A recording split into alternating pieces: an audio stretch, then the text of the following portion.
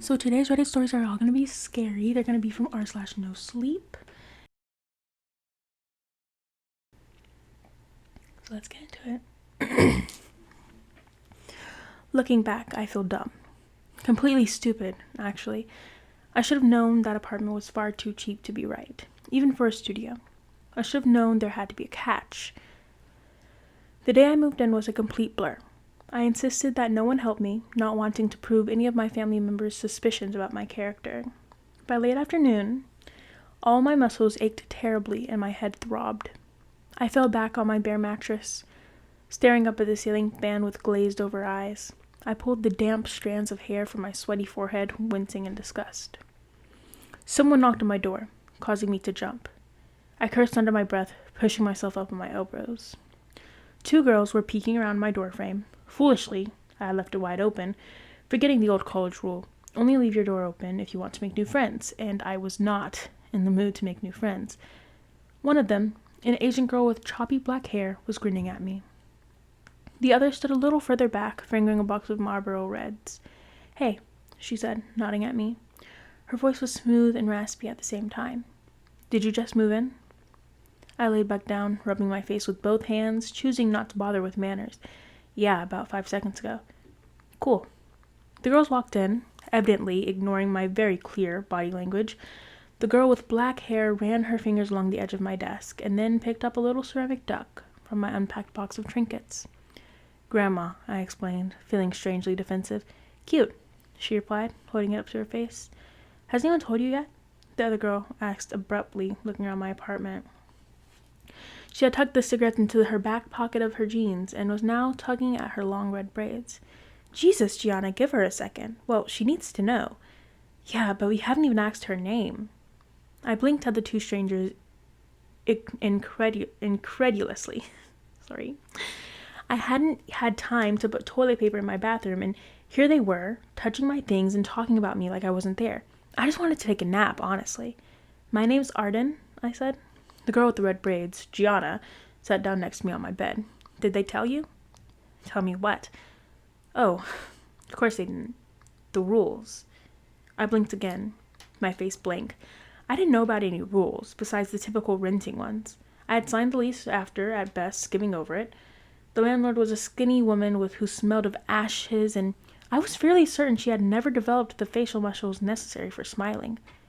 I wasn't about to ask her any follow-up questions, especially when the rent was so cheap. The other girl laughed nervously. "Where did you move from?" I ignored her. "What rules?" Gianna got a strange, wicked sort of smile on her face, bouncing a little on my mattress. The other girl sighed loudly. "Something happens here every night," she began, pulling out of my rickety office chair and sitting down. "Something weird." "Like what?"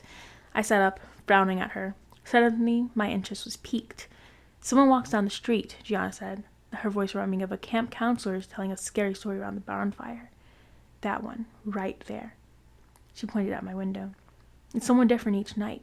They scream for help for about an hour, but we aren't supposed to help them." I just stared at her.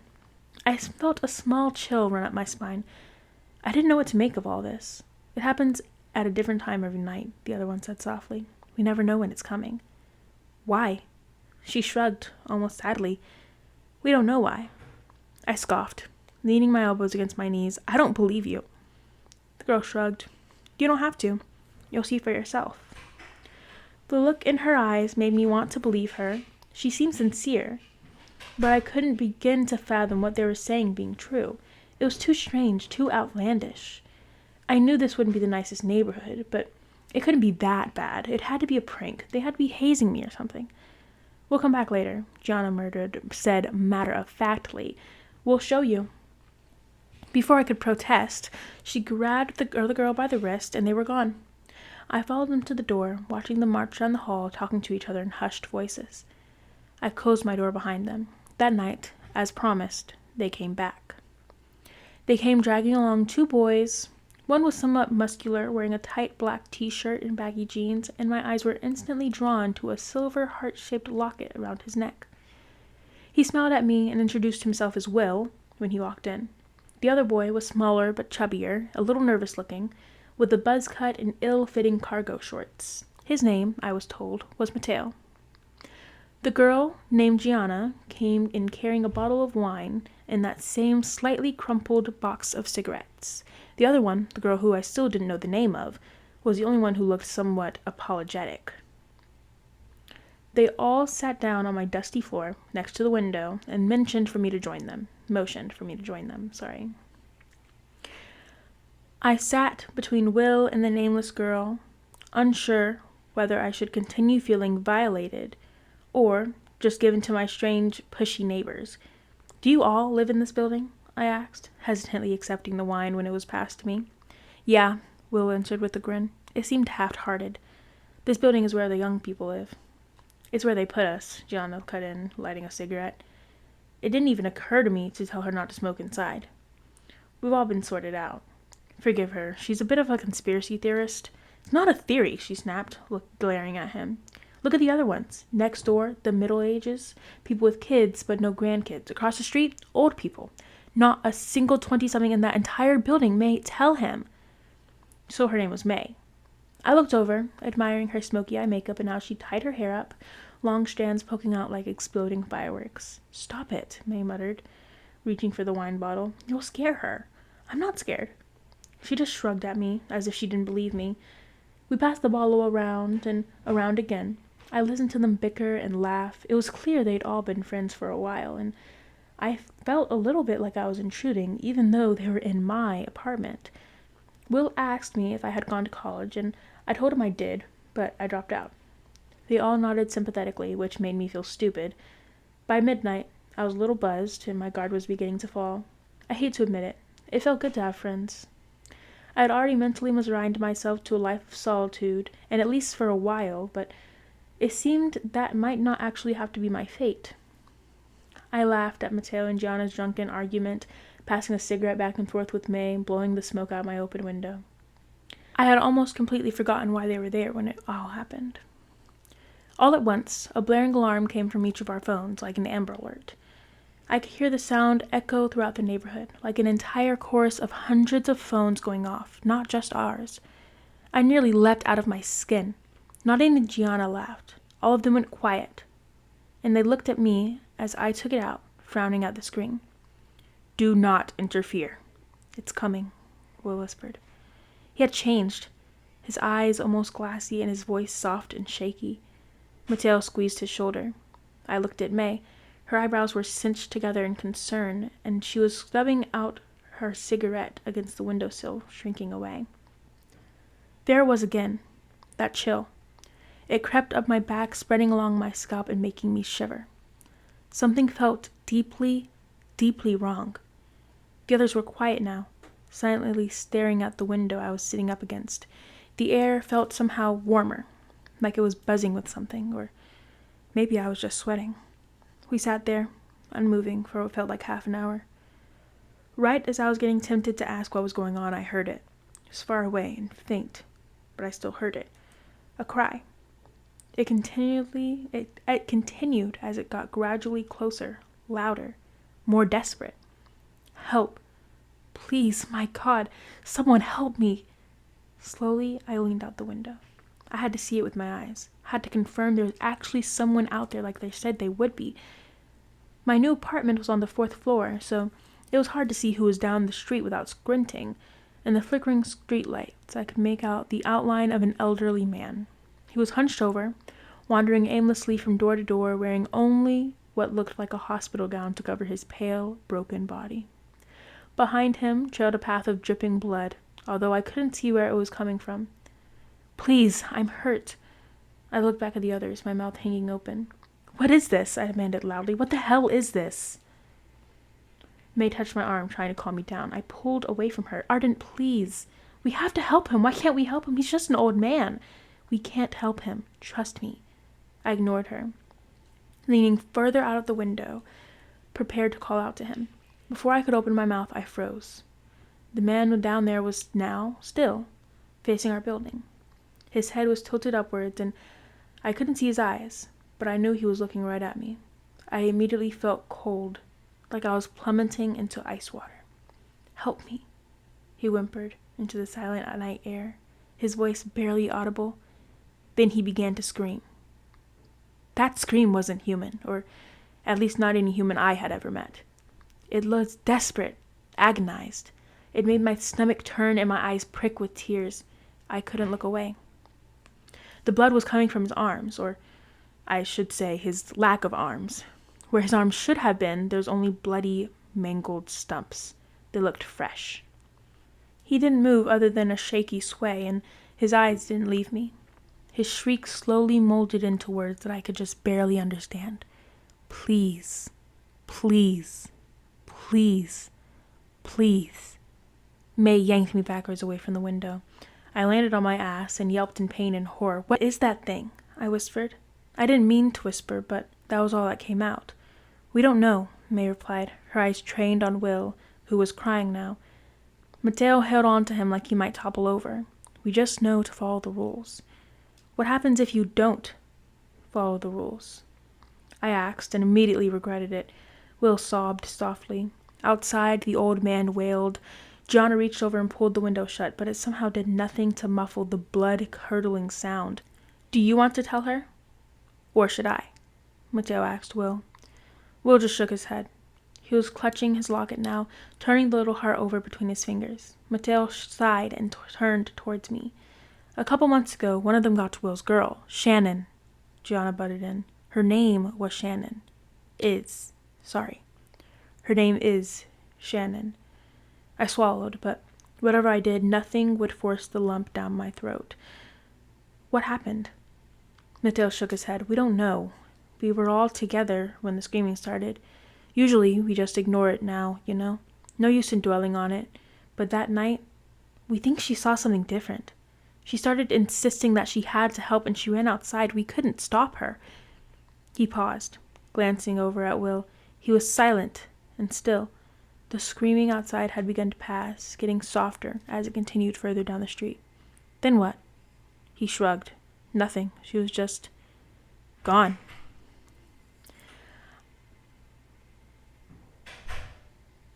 I pressed my lips together, trying to process all this. I had really believed they were just messing with me, but I had seen it. I had witnessed it firsthand, and it terrified me. Why doesn't anyone leave? He shrugged for a second time. Can't afford it. Or people just don't care. Some people have left, but we all signed an NDA with the lease, so nobody ever knows. I frowned, thinking back to signing the paperwork, trying to remember. I could vaguely picture what he was talking about. I had just assumed it was more legal jargon that I would never understand. Had I seriously signed a non-disclosure agreement without even noticing? After that, I told them I wanted to go to bed. I needed time to process all of this. They understood, and each one of them said goodbye before leaving me alone. As I lay in the dark, staring at the ceiling, for some strange reason I thought of May's face when we had realized something was happening. How she'd put out that cigarette and backed away from the window. Eventually, I was able to drift off to sleep. The next few weeks were difficult. I spent more and more time with my new neighbors. I came to find out that they were right. I didn't think there was a single person older than 30 in our entire building, but I saw them all the time leaving the one next door. Settling in was difficult. The others seemed used to it. They cared, of course, but it scared them, especially Will. But you could tell that they had been there for a while by the way they sighed, closing the blinds and focusing harder on whatever they were doing. Eventually, I began to mimic them. It helped a little to pretend it was normal, as strange as that sounds. Moving out wasn't really an option for me anyways. I was a college dropout, and I hadn't even found a job yet. I was still just getting by on what I had managed to save up. Every night, it was someone different. Some were more human, some seemed less. Some were drenched in blood, their clothes rent and strange, but some looked fairly normal. The worst were children. They would run like injured chickens, screeching and banging on doors, begging for help. Sometimes they would try different things, say different things, like, they're coming, like, I don't want to die, or even, I'm sorry. There were a lot of children. One night, while I was half awake, an alarm went off. It wasn't like the one on our phones. It was blaring, only somewhat muffled by my window. My apartment glowed a flashing red from outside. I didn't even look. I was too scared of what I might see. I just covered my head with my pillow and tried to fall back asleep. I came to learn all of the theories, especially from Gianna. She thought we had all been chosen and predetermined to live here, all for some sick little government game. She thought maybe there were people betting on the different buildings, putting money down on who would interfere the least. "See that?" she said to me one day on the hallway, returning from a coffee run. Cameras everywhere. I don't know if I believed her. I spent time with May, mostly. We smoked on the front steps when people watched. It was strange to see what at night was such a sinister and gruesome neighborhood during the day, bright and lovely. She didn't talk much about the rules, so I didn't either. We didn't talk that much in general, I found, just enjoying each other's company. Right when I was beginning to feel comfortable was when it happened. Started with the birthday cake. "Happy birthday!" As May walked through the door, Mateo blew his plastic party horn. The paper inflated, smacking Will on the side of the head. May's hand flew to her heart. "Jesus Christ! You fuckers know I hate surprises." Gianna laughed and walked over to her. In her hand she held a chocolate cake, haphazardly adorned with sprinkles and bright pink icing that read, "Happy birthday, May," in the center. 24, she set on the cake on her dresser and threw her arm around May's neck. "How does it feel?" "Fucking awful. That's the spirit." Enough of this. Mateo cut in, weaving between them. "Let's eat some cake, then let's go." The tradition, as I had learned, was to bar hop for birthdays. They told me there was no curfew here despite the rules, just a recommended time to be home, which was 10:30 p.m.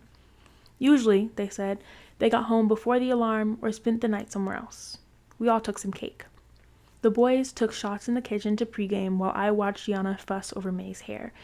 I was never much of a partier. While at clubs or bars in college, I spent most of the time out in the back, chatting with the smokers. But then again, I was never much of a friend group person either, so maybe the circumstances were changing. I watched them all troop outside to Mateo's car. I stuffed myself in the back, incredibly conscious of how close I was pressed into May. My other shoulder rammed into the car door. Mateo's music, cranked up to the maximum volume, hurt my ears, and the tiny space was packed with the smell of tobacco and various perfumes as we sped down the freeway towards the city. But it was nice. It was really nice. I found myself laughing with them, and I hooked my arm around May when she wriggled her hand from beneath my elbow. It was actually nice. As predicted, the bars they chose weren't exactly my scene, but this time, as opposed to college, I could stand it. I took shots, I followed them out for smoke breaks, I even danced under the low purple lights until my feet ached inside my chunky heels, surely riddled with blisters. By the time we got to our third bar, I couldn't even feel it anymore. And it was that third bar that we crammed ourselves into an old photo booth, and Gianna reluctantly offered $5 to the slot, and we laughed, red-faced, into a tiny camera. After the photos spit out into the compartment, the others slid through the red curtains, but before I could follow, May grabbed my wrist. She held me back, sliding her long baby blue nails up my wrist. I shivered. "You never gave me my birthday present," she whispered, and I could feel her breath on my face. If I was wearing glasses, they would have fogged up. "Yeah, well, I didn't get to finish my quip before she kissed me. It was nice. And then it wasn't." "Hey," Will called out to me, squeezing through a crowd of men wearing tattered leather jackets to get to me. "Arden, where's everybody else?" I blinked, looking around. I could have sworn they had been there just a second ago, but now none of them were anywhere to be found. I shrugged. "Don't know. Why? What's up?" He finally broke free from the swaying mass, and I got a better look at him. He looked worried. His face was flushed, and I could see a few drops of sweat creeping out from his hairline. He took his phone out of his pocket and held it out to me. First, I saw his home screen. It was him next to a girl with strawberry blonde hair, both clutching beer bottles and grinning widely at the camera. Then I looked where he actually wanted me to. The time. 1:47 a.m. "It's getting late," he narrated. "Can we find the others and get going?" I understood then. He was worried. It was past 1 a.m. and no alarm yet. It was later than usual. The bars would start closing soon. He wanted to get back before it happened. Will and I weaved through the crowd, and I was pretty buzzed, and I realized I was having a hard time moving my feet right, which made me feel embarrassed. I hadn't even had that much to drink. Was I that much of a lightweight? We found them outside, chain smoking. Will explained the situation while I swayed. The drive back was strangely tense. Mateo's music was turned down. There wasn't any joking or boisterous gossiping like there had been on the way out. We all felt it.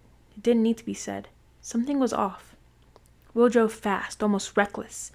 In the dark, May took my hand. Just as he was careening around the last corner, and we could almost make the shape out of our apartment down the building street, it happened. All of our phones went off at once. Gianna let out a small shriek from the other side of the back seat. Do not interfere. Mateo turned her back towards us, pressing his finger to his lips. Had this ever happened before? By their reactions, I didn't think so. It was different when it came in when I was in my bedroom, when I could just shut the curtains and put my headphones on.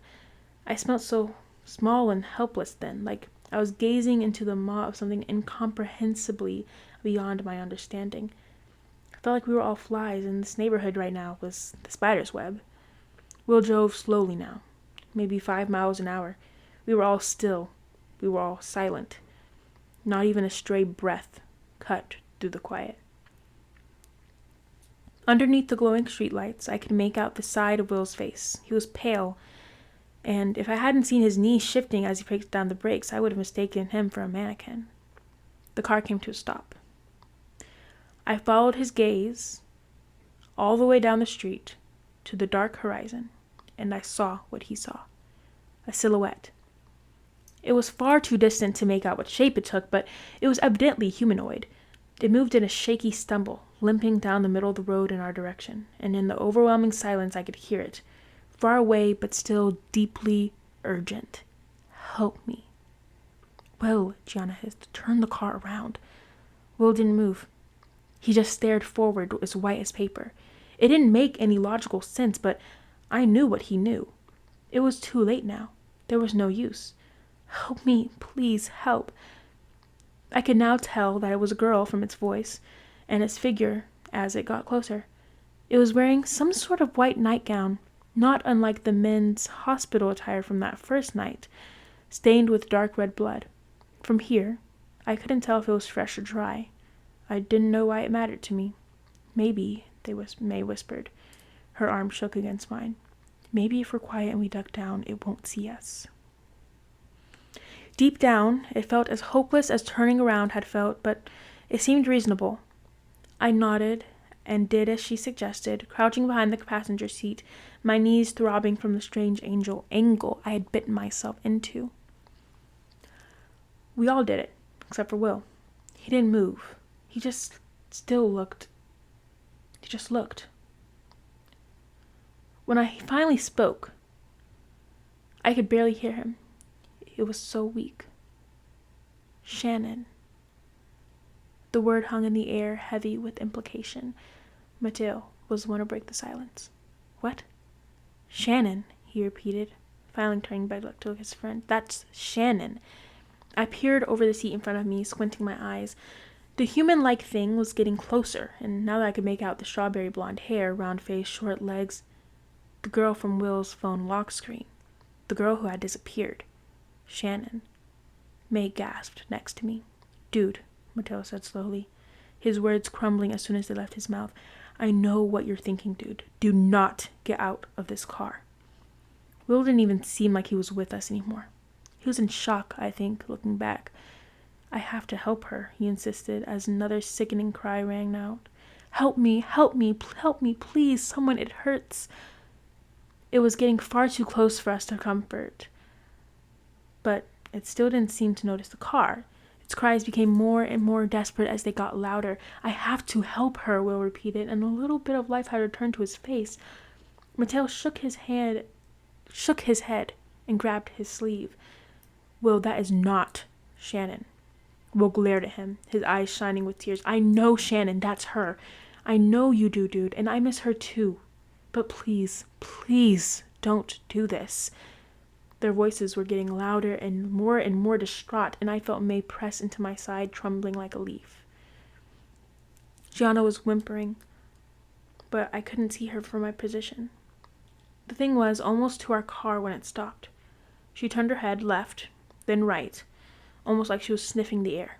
The boy stopped arguing. I felt like my heart would burst out of my chest. I could see Shannon's face right now, and I realized why she hadn't seen us. The girl's face was streaked with gore. It looked like her eyes had been scooped out with a melon spoon. She cried, drool pouring from her slackened mouth, but no tears would come. It happened too quickly. None of us could stop him. Will violently ripped his arm away from Mateo, fumbling for the handle to the car door. Gianna screamed. Mateo tried to slam down on the lock, but he missed, and Will managed to get to the door open before he could try again. He stumbled into this asphalt and hit the ground with a soft crunch. The thing turned her head and began to scream. But instead of charging at Will, she backed away. She held her arms out in front of her like something might attack her, whipping her head around wildly. An alarm went off, like the one we heard that one night, but far more unbearable now that I was in it. The street lights lining either side of the street switched to a flashing red, and Mateo threw himself into the driver's seat, the tires screeching as he peeled away. Gianna was screaming at him, pleading with him to go back. May was weeping into her hands. I didn't move. I didn't make a sound. I didn't understand. As we sped away, I looked back. I couldn't help it. I saw the flash of some sort of van in the blinding red light pulling the corner, then nothing. That was a week or two ago. I don't know. I've been having a hard time keeping track of time. None of us has spoken much since that night. We tried the police, of course, but as you could assume, nothing came out of it. I think whatever this is just far larger than we know. I don't know if it's some kind of experiment or just a sick game, but I'm going to move back into my parents' house next week, despite all of their berating, and then figure out what to do from there. I don't know if that was really Shannon we saw that night, or if it was something else, and I don't know which is worse. All I know is that last night I heard Will's voice outside my window, crying, pleading for help. I didn't interfere.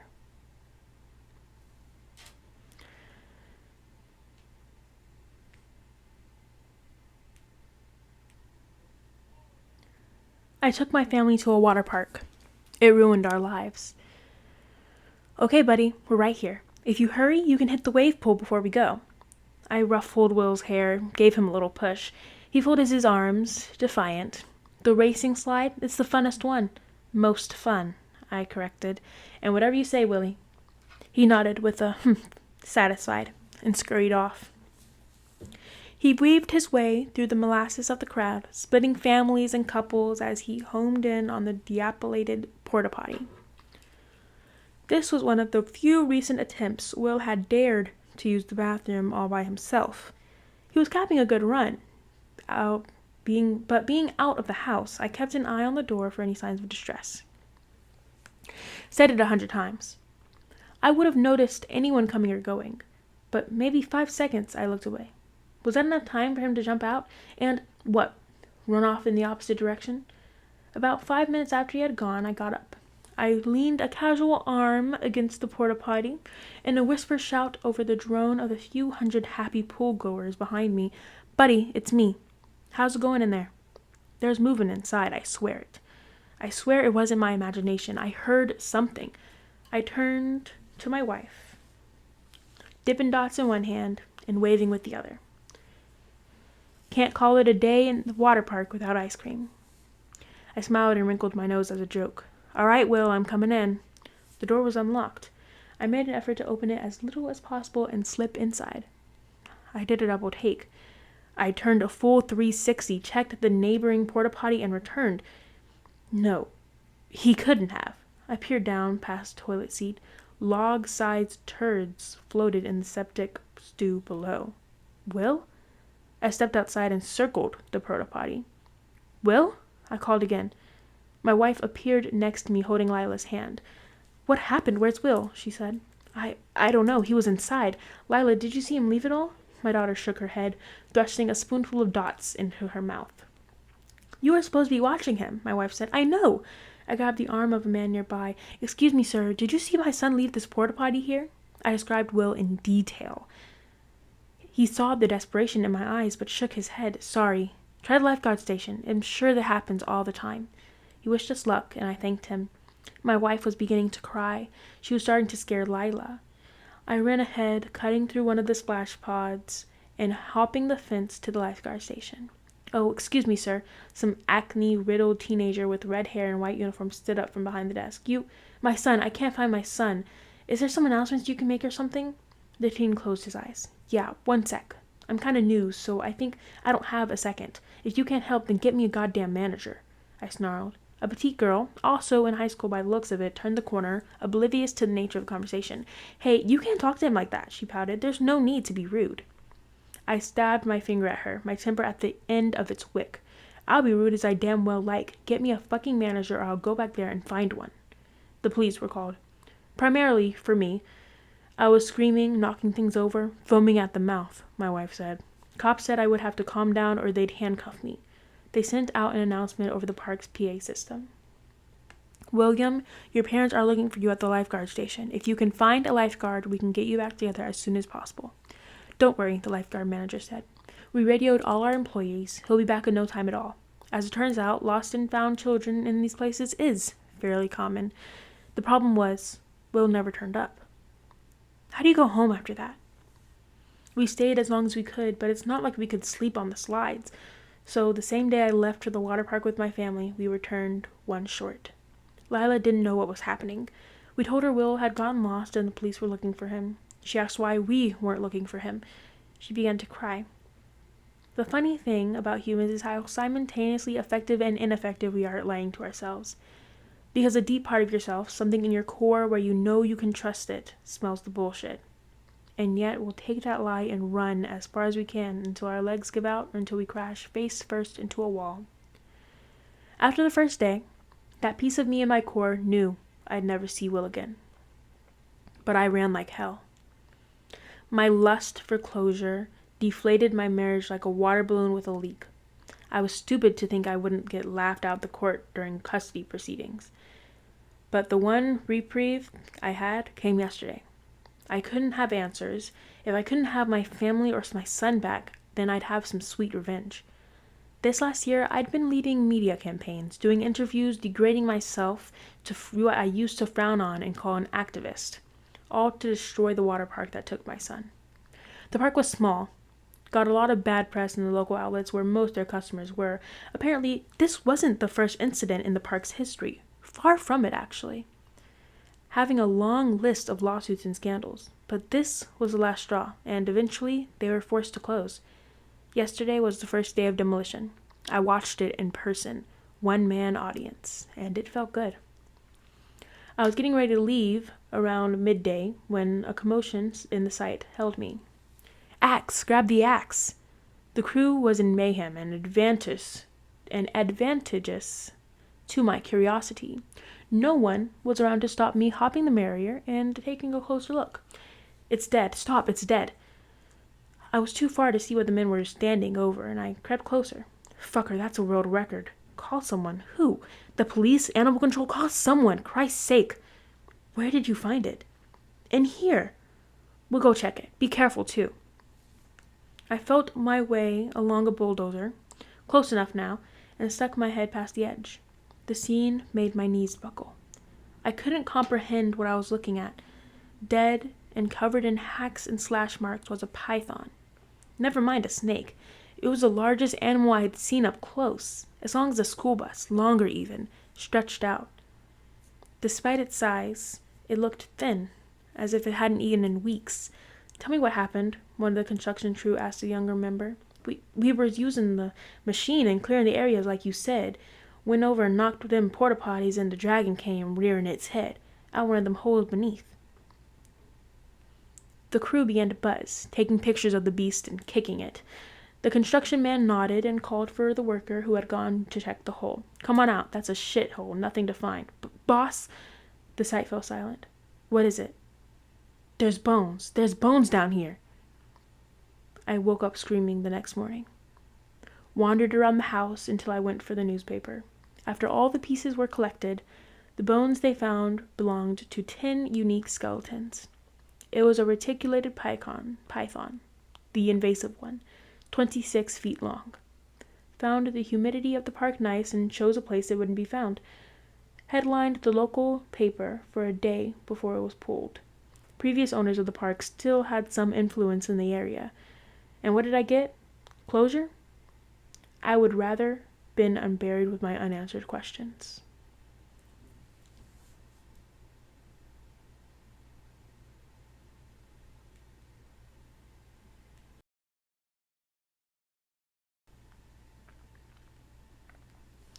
I worked as a night guard in a grocery store. They left a strange set of rules. I saw the job listing 2 weeks ago. Wanted, night guard at West Market in Redacted, Pennsylvania. 12 a.m. to 6 a.m. shift. $21 an hour. The whole thing struck me as odd right off the bat. What kind of grocery store needed a security guard while it was closed? Was the crime really that bad?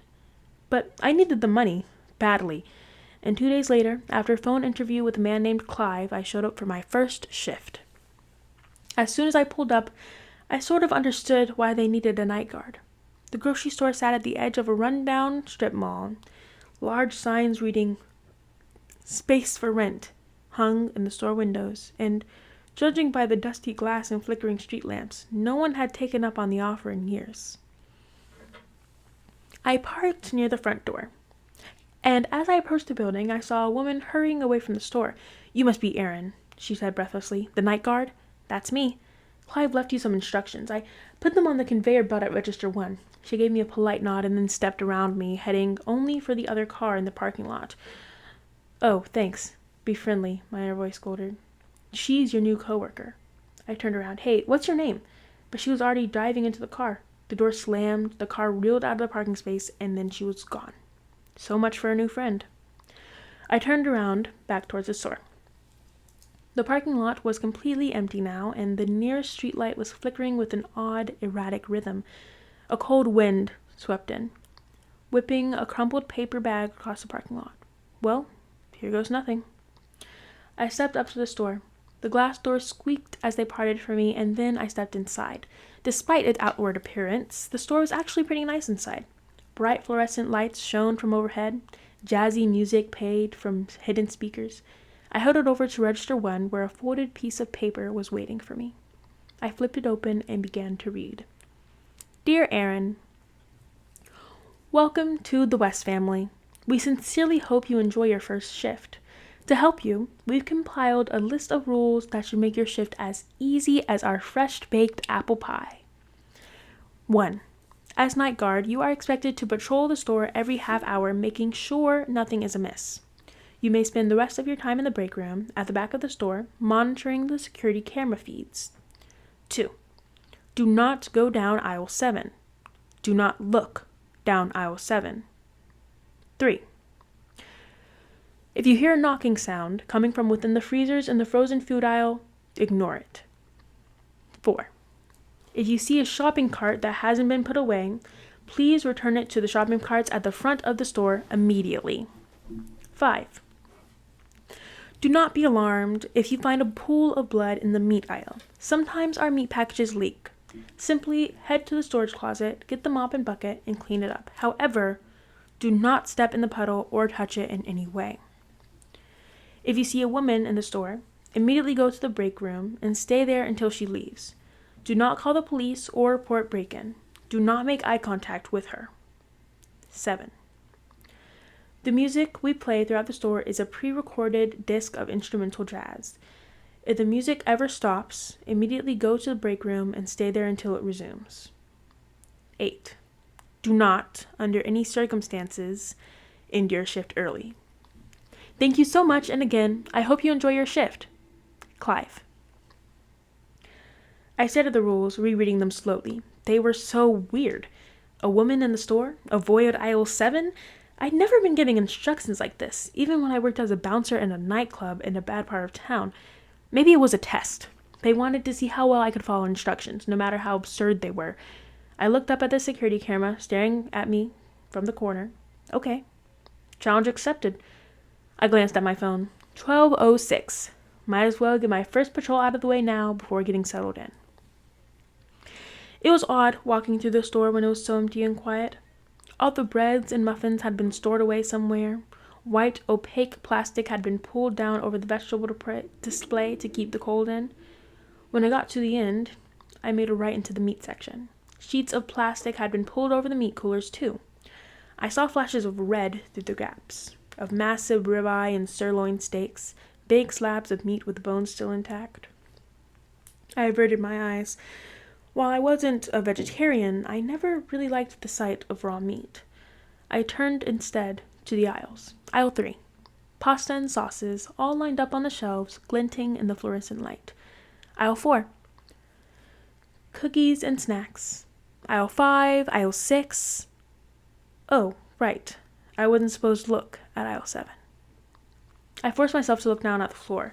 Yeah, it was stupid, but they told me not to look. In the off chance that they were going to check the CCTV footage later to grade my performance, I was going to follow every rule. I continued further into the store. A few minutes later, I found the break room.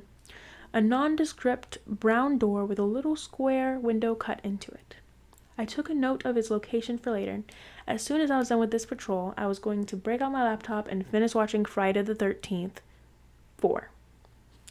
And then I was at the west end of the store, the frozen section. I turned down the aisle, heading back towards the front. That's when I saw it. A shopping cart, parked askew in the middle of the aisle. I huffed. Of all the rules, this was the one that annoyed me the worst. I was hired to be a security guard, not a cleanup crew. Wasn't it the employee's job to put all the carts away at closing time? Sighing, I began pushing it towards the front of the store. The wheels rolled smoothly but underneath me. The jazz music played softly in my ears. I turned the corner and walked past the cash registers, heading towards the front door. That's when I heard it. A soft sound, barely audible over the jazz music. I stopped, straining my ears to listen. Several seconds of silence went by, and then I heard it again. It sounded like someone crying. The hairs on my neck stood on end. There's no one in here. The door's been locked the whole time. Unless a customer had accidentally stayed past closing time. Maybe that employee, the woman I ran into in the parking lot, didn't notice them and locked up before they could get out. Who's there? I called out. A wailing sob in response. My heart plummeted. It sounded like a woman or even possibly a child. I'm coming, I called, breaking into a run. Where are you? They didn't reply, so they just kept sobbing. I frantically continued into the direction of the sound, calling out to them, telling them everything would be okay. But then I stopped dead. The sound, it was coming from aisle 7. Do not go down aisle 7. Do not look down aisle 7. The rules had been very clear about that. I stopped just short of the aisle, next to an end cap display of mayonnaise, and carefully positioned myself so I was hidden. I'm going to help you, I called out. Can you tell me what happened? They finally spoke, but they didn't answer my question. Help me, the voice cried, more through sobs. Please. I wanted to step into the aisle. My foot was already halfway off the floor, ready to run in there and comfort them, but something stopped me. A gut instinct, a little alarm bell going off in my head, because out of all the aisles, what were the chances that this person would be in aisle 7? And besides, they were safe. They were in an empty store with me. It's not like they were in a dark alleyway in the middle of the night. Come out of the aisle, I called, my voice shaking a little. Then I'll be able to help you. Please, the voice replied, help me. This is stupid. Clearly, some person got stuck in here after closing time and they're scared. Just go into the aisle and help them get home. But there's another part of my brain, the instinctual lizard brain part, and it was screaming at me not to move a muscle. Do you need me to call someone? I tried. Your parents or family? The police? Help me, the voice pleaded again.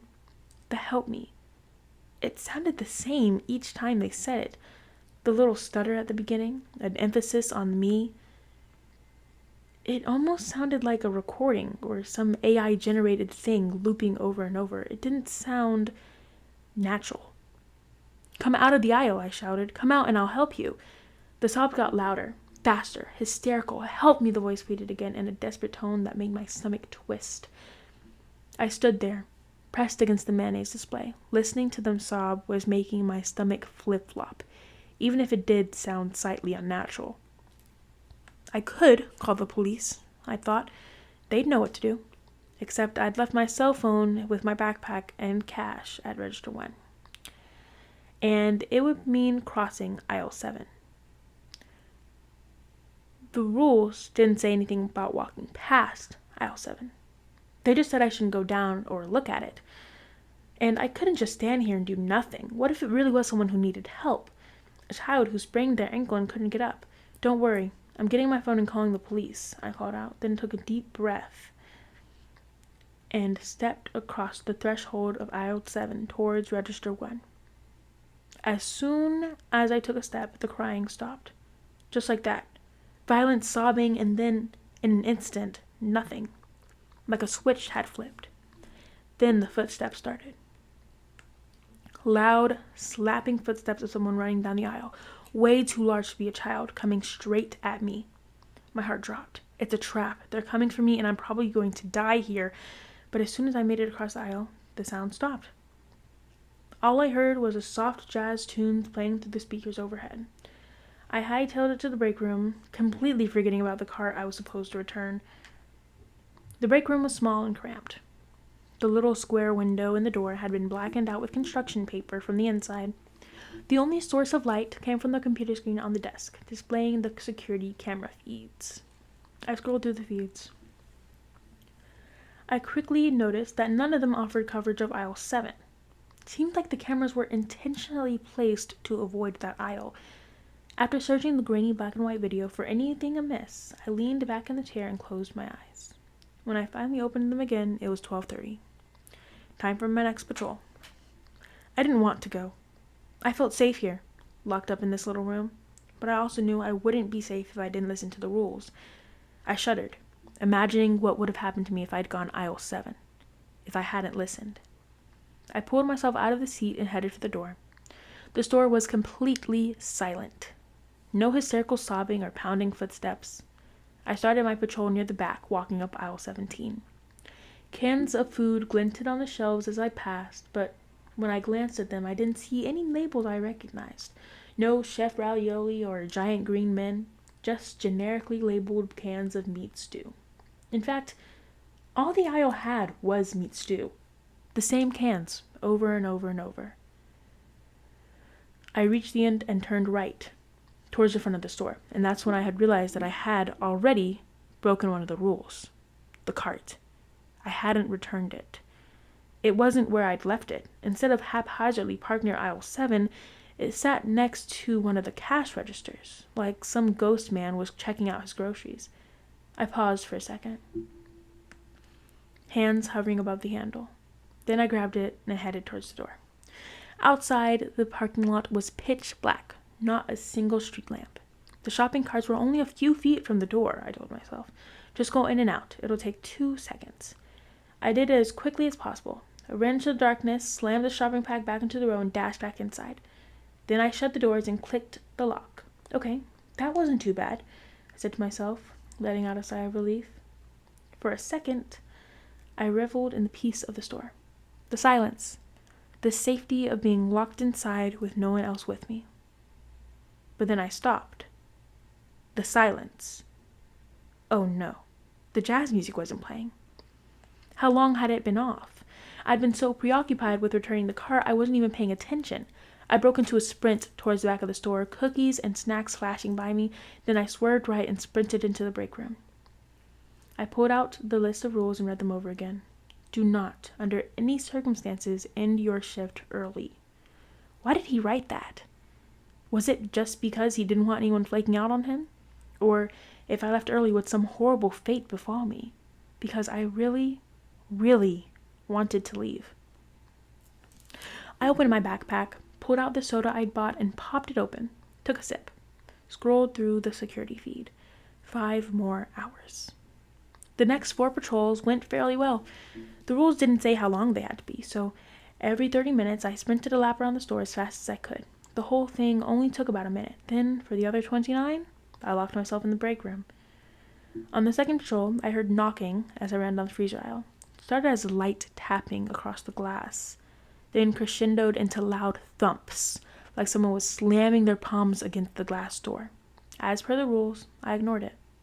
I just kept running until I made it back into the break room. On the last patrol, the music had cut out again, so I quickly detoured and got to the break room as quickly as I could, the silence ringing in my ears. And now here I was in the break room, with 3 hours left. I stared at my phone's clock, ticking slowly towards 3 a.m. I stood up, shaking up my nervous energy, preparing myself to sprint. I'd been a runner back in high school, but in the past 10 years, I'd gotten way out of shape. The last patrol had me panting and breathless, legs aching. My hand closed around the doorknob. My heart hammered in my chest. 3, 2, 1, go. I wrenched the door open and shot out into the store. But I didn't get very far, because there was an enormous pool of blood on the floor. I froze.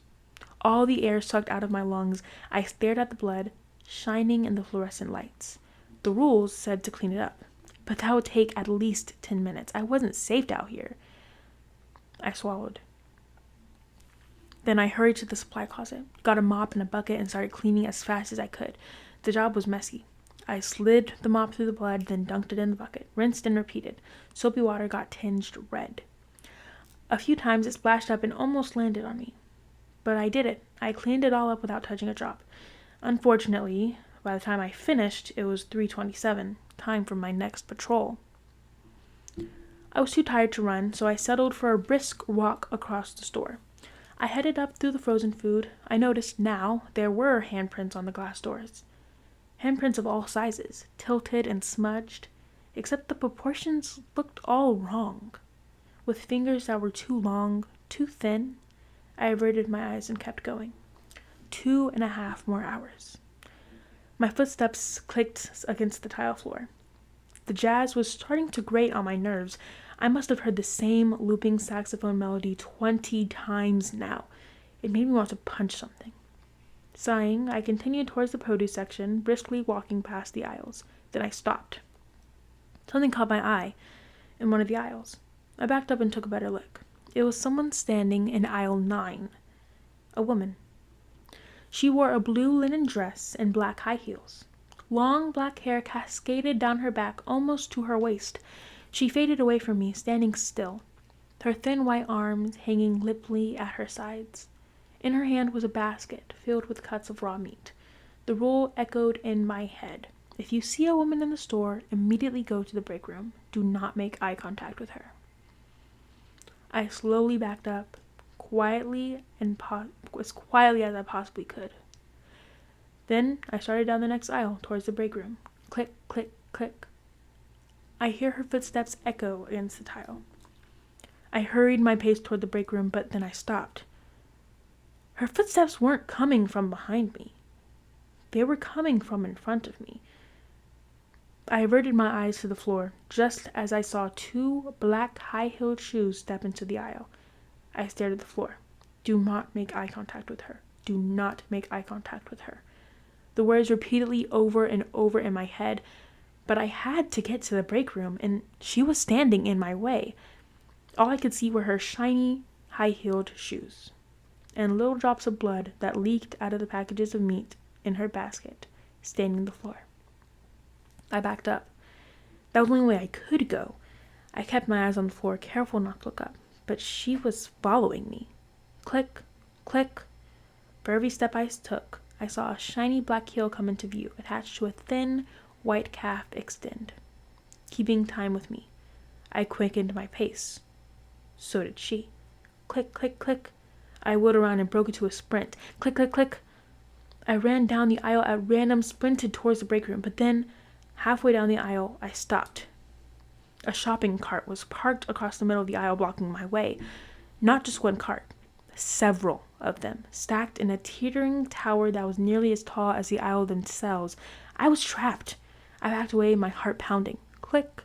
Slow, methodical footsteps, coming towards me, slowly, like a cat stalking its prey. I took my chances. I turned around, sprinted out into the open, and stepped into the next aisle. Oh, no. I knew it instantly. A tattered lump of gray clothing and sickly, pale blue skin sat on the floor. The person, the creature, the thing, folded in on itself in a pose reminiscent of a crying child. But It obviously wasn't anything resembling a human, with its strange lumps and appendages and complete lack of a head. I'd stepped into aisle 7. I immediately reversed direction, but not before the thing unfolded itself and began to move towards me. I whipped around and, screaming, sprinted down the next aisle. Miraculously, I made it to the end in one piece. I veered sharply left towards the break room. Almost there, almost there. My hand hit the doorknob. I wrenched it open and dove inside. Then I collapsed on the chair, panting. I sucked in a breath, staring at the locked door. Am I really safe in here? Technically, the rules never said I would be safe. Maybe staying in here only decreased my chance of death. I turned my attention to the security camera feed on the monitor. It showed the middle of the store, and from what I could see, the aisles were empty. No trace of a woman. I switched to the next feed. Produce section. Empty. I switched to the next one. I jumped. She was standing right there, in front of the break room door. She stood so still, the image could have been a photograph, except for the blood slowly dripping from the meat in her basket. I swallowed and glanced away from the monitor at the door. My heart slammed into my ribs when I saw her shadow under the door. Go away, please, go away, I pleaded in my mind.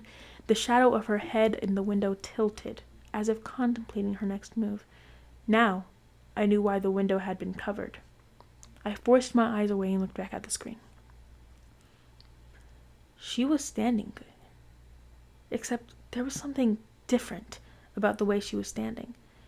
I squinted at the grainy black and white image, trying to figure out what was going on. When my eyes finally fell on her heels, I realized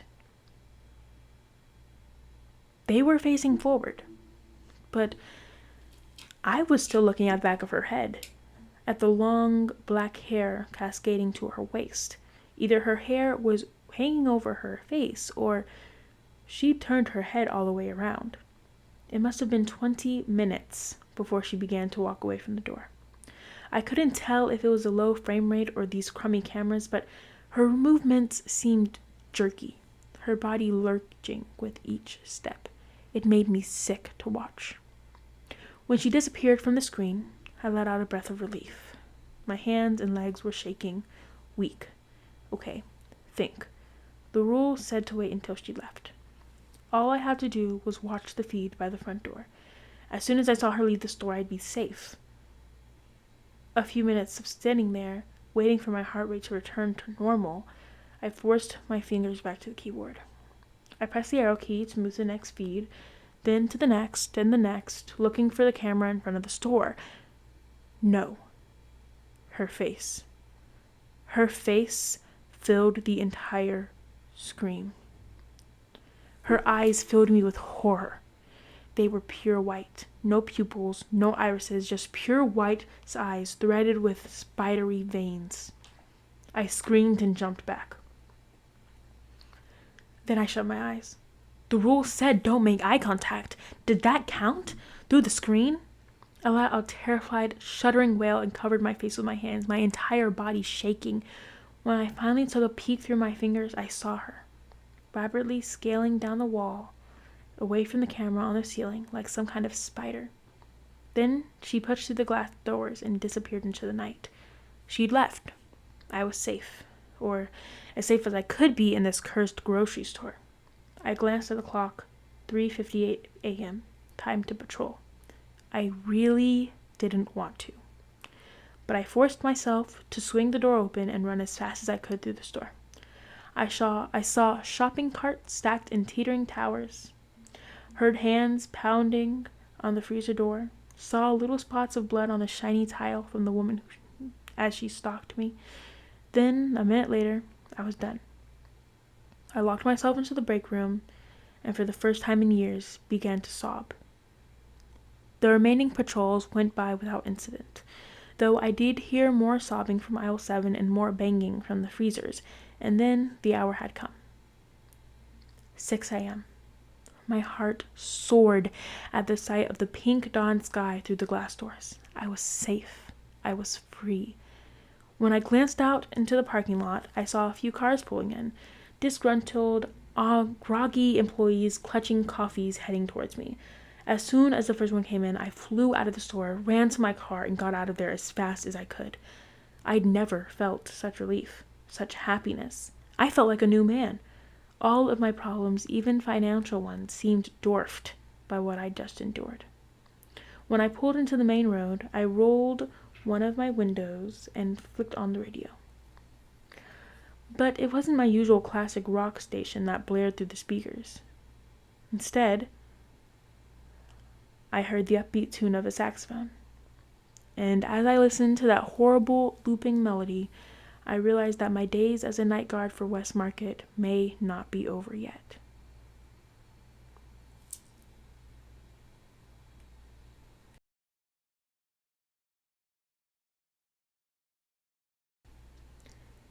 White noise, black screen. There is a YouTube video simply titled White Noise, Black Screen. It is a 10-hour-long video designed for playing while you're asleep.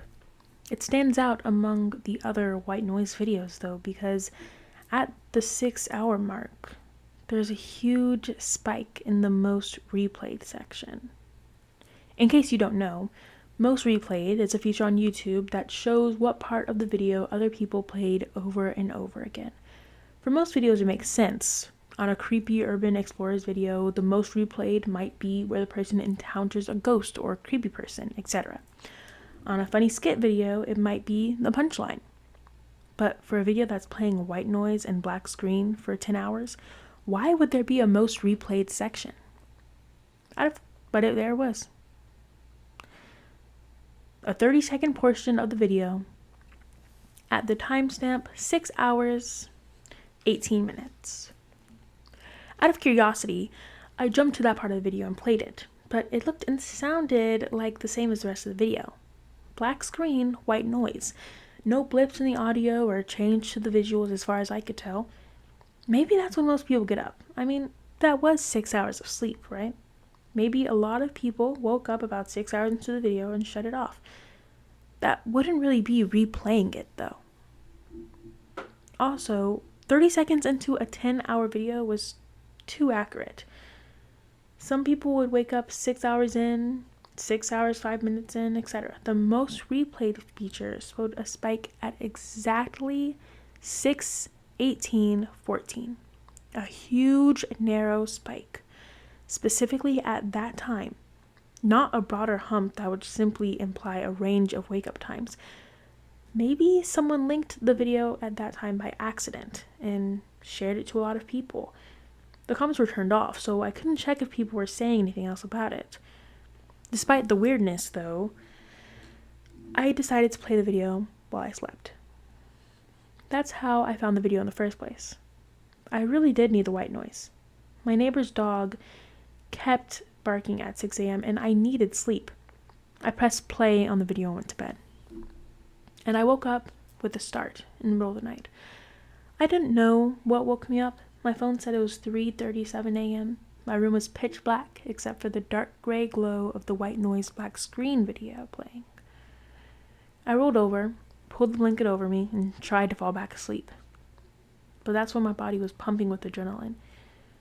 It's like I'd woken up from a nightmare or something, even though I didn't remember having one. I tried to relax, slowly counting in my head. That's when I heard something else. It's hard to describe, but I'll try. Some white noises are computer generated, so that they truly make a uniform rushing sound the entire time. Others, however, are specific, especially in older sound machines, are actually a clip of white noise repeating over and over again. Listening to it long enough, your brain starts to pick out a pattern of subtly changing tone, and it gets really annoying. That's what this felt like. My brain was suddenly picking out a pattern, a sort of rhythm to the white noise, even though I hadn't heard it when I fell asleep. The longer I lay there tossing and turning, the more my brain picked up on this pattern. A series of whooshes and clicks. It's really annoying. I'm one of those people who can't sleep in the same room with a ticking clock, and that's what this felt like. Whoosh, whoop, click. Whoosh, whoop, click. My nerves grew ragged. Whoosh, whoop, click. Just when I couldn't stand it anymore. Just when I was about to get out of this bed and turn it off because anything, even barking dogs at 6 a.m. was better than this, I heard it. A growling sound. "Who's there?" I shouted. Nothing. I stood up. I sat up. My heart dropped. A pair of white eyes floated in the darkness on my computer screen. I watched, frozen, as the eyes shifted off the computer screen. They hung in the darkness a full foot away, staring me down. Then it moved. The eyes blazed as white as the thing leapt for me, shadowing hands reaching across the bed, a shock of pain as something tightened around my wrist. I scrambled away, kicking, grabbed my phone off the nightstand, turned off the flashlight. Nothing was there. I ran to the door and turned on the lights. The bedroom was empty. I grabbed my laptop and saw that I was just past the 6:18 mark in the video, the most replayed part. I rewound it, replayed it. Nothing was there. No growl, no shadowy figure, no blazing white eyes. I ran to the bathroom and splashed water on my face, trying to calm myself, to break myself out of the panic. It was just a dream. You were half asleep. That's all it was. But when I looked down at my arm, I saw a purple bruise just above my wrist, in the shape of a slender, skeletal hand.